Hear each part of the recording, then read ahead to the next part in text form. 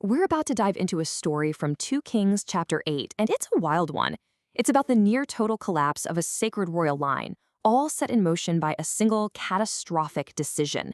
We've got a compromised king, a seriously dangerous queen mother, and a political crisis that explodes into a full-blown spiritual judgment. Okay, let's get into it. So here's the question that really kicks this whole thing off.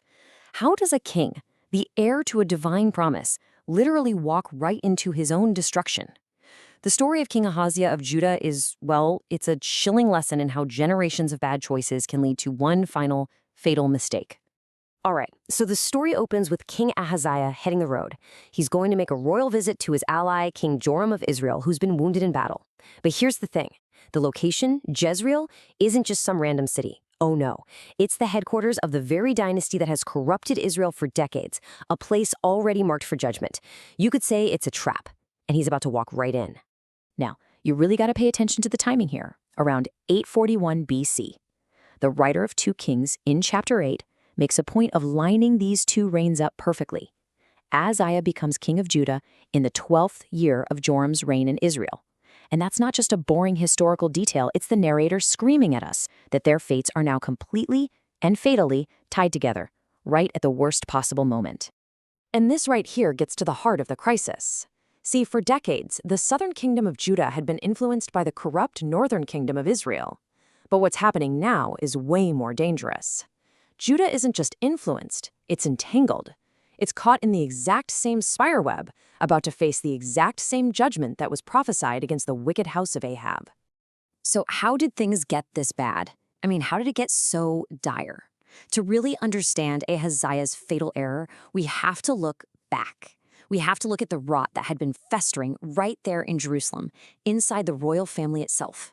And verse 26 gives us the smoking gun, the source of this rot. It tells us Ahaziah's mother was Athaliah. The text makes absolutely sure we know she is the granddaughter of Omri, the founder of Israel's most idolatrous dynasty, and, of course, the daughter of the infamous Ahab and Jezebel. Her name in the text isn't just genealogy, it's a blaring theological warning siren. You can almost think of it like a 4-generation strategy of corruption. Omri starts the dynasty, his son Ahab and daughter-in-law Jezebel perfect its state-sponsored Baal worship. And then their daughter, Athaliah, becomes this ideological Trojan horse, married right into the Davidic court in Jerusalem. She carried the entire political and religious sickness of her parents into the very heart of Judah. And her son, Ahaziah, he is the final tragic consequence of this long infiltration. So how long did this consequence last on the throne? Just 1 year. That's it. Ahaziah was only 22 years old, and his reign wasn't defined by anything he did. It was completely defined by the crisis he inherited, a crisis that was about to completely swallow him whole.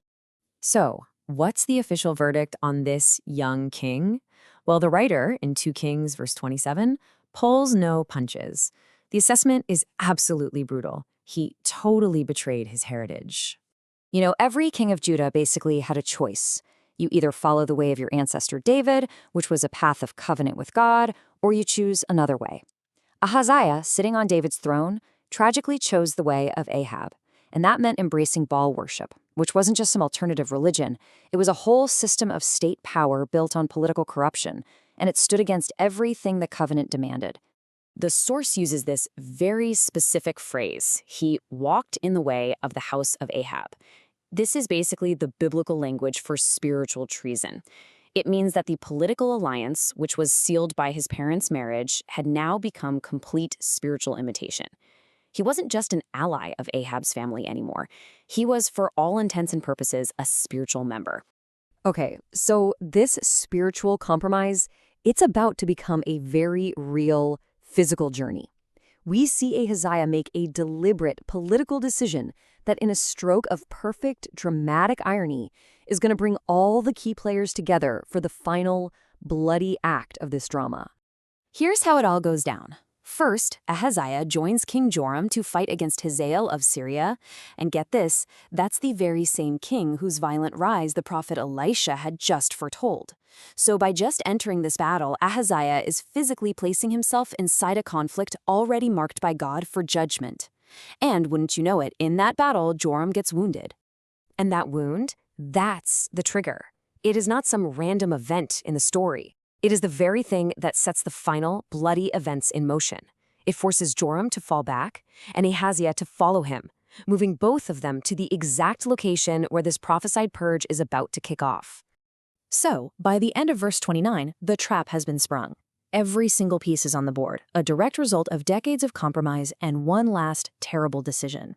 Joram goes to heal in Jezreel. Remember, this is Ahab and Jezebel's royal city, a place just saturated with the guilt from their bloody reign and all the prophetic warnings against them. And Ahaziah, just trying to be a good relative, goes down to visit him there, stepping right into the blast radius of judgment. The place that was supposed to be for healing is about to become a place of execution. So let's just step back and look at the situation we've got.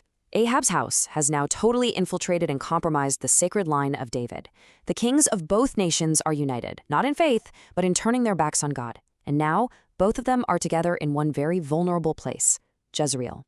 The stage is perfectly set for one of the most violent purges in the entire Bible, and the man chosen to carry it out, Jehu, is waiting in the wings, about to make his entrance. This whole sequence leaves us wrestling with a really chilling question. What happens when a sacred legacy isn't defeated by an enemy from the outside, but is just completely and utterly betrayed from within? Well, the story of Jehu, which comes next, holds the brutal answer.